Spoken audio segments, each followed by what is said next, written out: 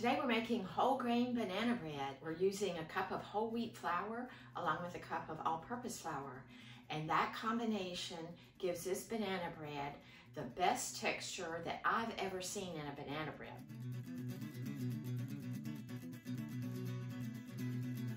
Of all the banana bread recipes I've made over the years, this is my very favorite recipe. You can also make this with 100% whole wheat flour. As usual, the recipe is in the information box below the video. Let's mix our dry ingredients together first. You'll need 1 cup of all-purpose flour, which is 120 grams, and 1 cup of whole wheat flour, which is 113 grams. It's very important to weigh your flour, and especially if you're using a combination of 2 different flours like all-purpose and whole wheat that weigh different amounts for the same volume.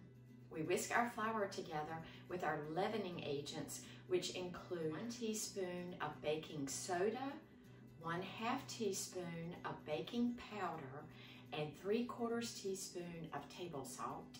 And we add 1 teaspoon of cinnamon. Let's set this aside and mix the rest of our ingredients. Now I'm using 5 large bananas for this recipe, which yields about 2 cups of mashed bananas. And the best flavor that you're going to get from a banana recipe is with bananas that are overripe. These bananas have been sitting on the counter for about a week and they have the absolute perfect texture, and they have got such a sweetness to them after they sit and turn brown. And that's what you want to use in any of your banana bread recipes. So we're going to mash up 5 of these. Go ahead and take a potato masher or forks and mash your bananas well. And for flavoring, we're adding 1 teaspoon of vanilla. We're adding 1/2 cup of oil, vegetable oil. We use 1 firmly packed cup of brown sugar. Light brown sugar is what I'm using.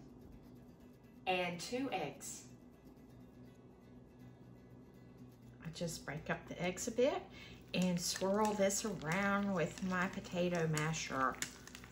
This is actually a recipe from King Arthur Flour, and they call it whole grain banana bread.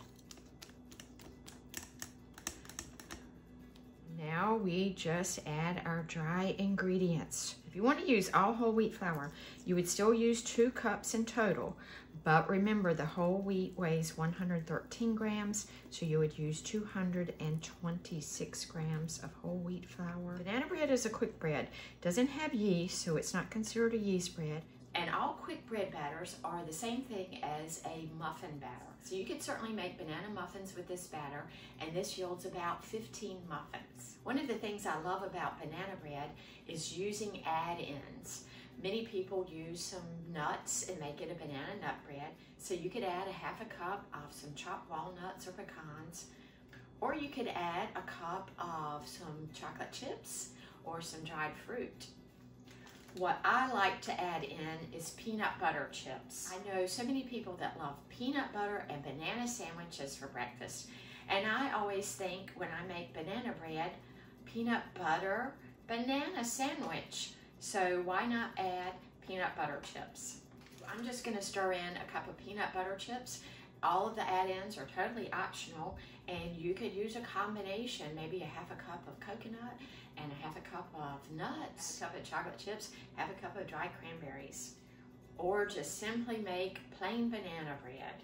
I'm using a well-greased 9 by 5 inch loaf pan. I grease this with some butter.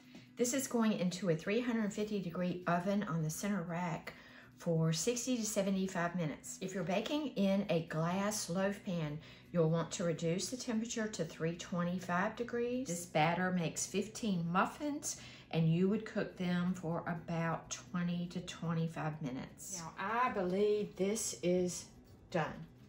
We're going to stick the knife in the center. This went almost 80 minutes in my oven, so just keep an eye on it. Do the doneness test with a knife.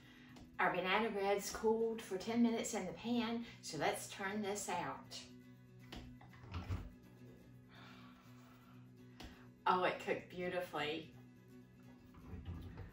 We're gonna let this cool completely before we slice into it. That combination with the whole wheat flour gives it a texture and an earthiness that just goes so well with the bananas.